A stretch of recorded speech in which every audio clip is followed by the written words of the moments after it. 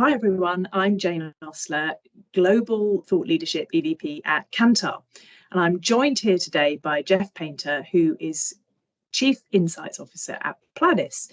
Jeff, welcome, and would you like to tell us a little bit about your role at Pladis and some of the brands that you work with? Sure. Hi, Jane. Hi. My name's Jeff Painter. I'm the Chief Insight Officer at Pladis Global. We're one of the world's largest biscuit and chocolate manufacturers.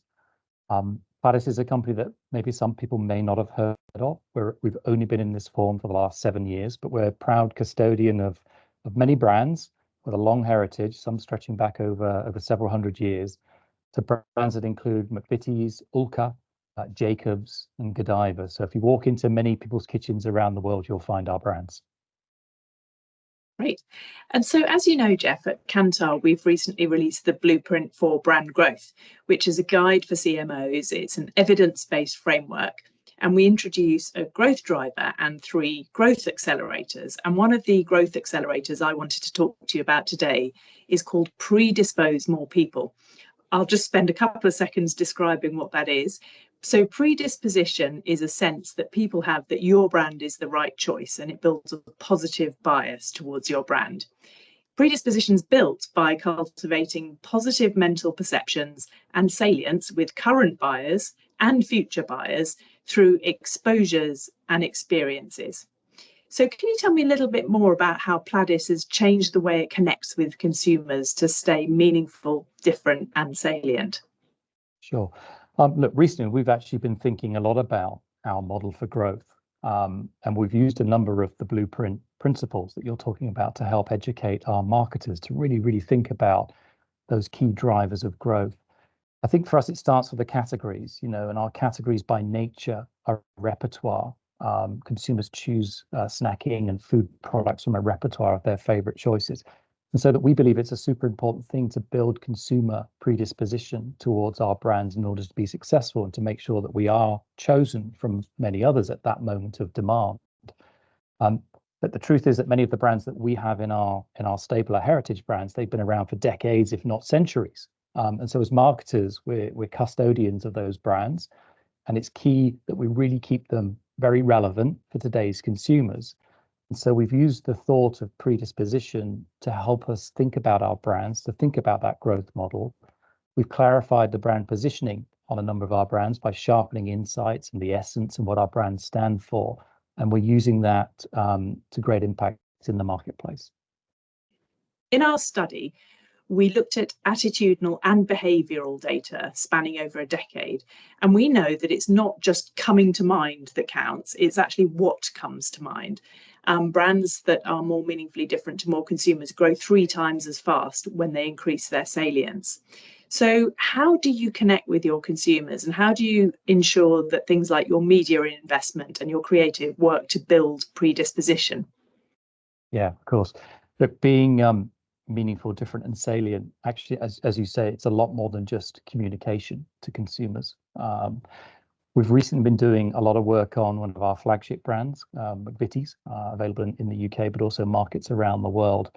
And we've started with truly sharpening our brand positioning on that brand. And we spent a lot of time talking with consumers. We understood that consumers have very strong opinions and emotional connections with their choice of favorite biscuits. People will talk and debate for long periods of time about the best way to enjoy their biscuits, whether they should dunk them, which side up they should eat their chocolate digestive, etc.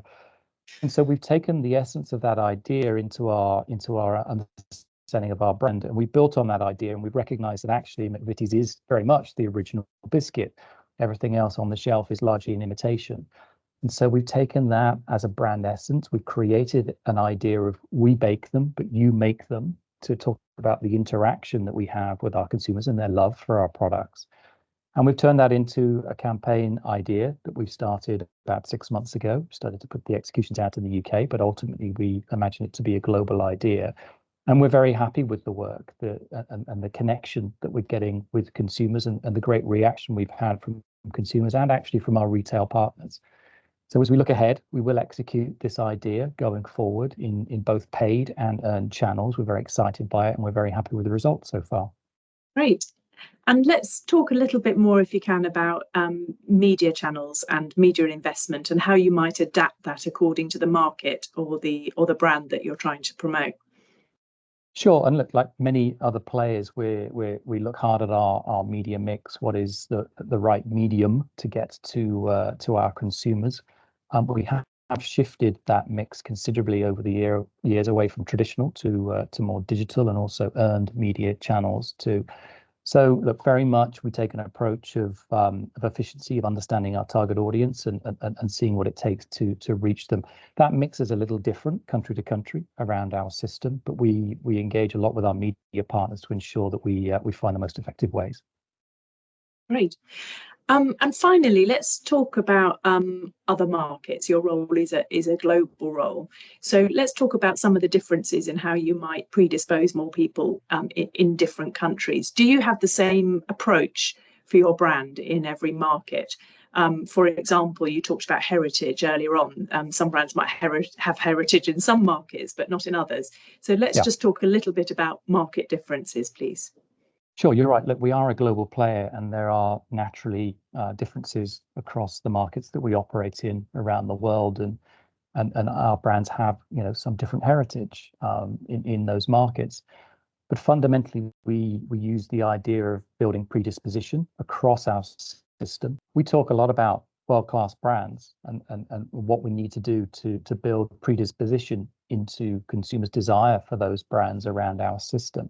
There are differences, and if I give you an example, one of our most global brands is Godiva, so a premium chocolate brand that's available in a number of markets around the world. Again, another brand steeped in a very deep heritage of Belgian artisan chocolate production, over 100 years old.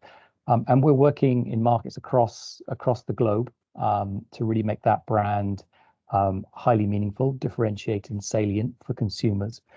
And the market context is very different where we operate. So we're very large in the USA and also within the China market and growing within both of those environments. Now, the challenge in China is very different. Premium chocolate has only existed as a category in the last 10 to 20 years. So the context of building that brand is somewhat different for the Chinese consumer, but the consistency in what the brand stands for and how it shows up, and even in its innovation pipeline, is very similar. It's just how we activate within the markets that has a different blend depending on the market development and the history and the legacy of that brand with consumers. Thank you very much, Jeff. That's brilliant. Thank you. Thank you.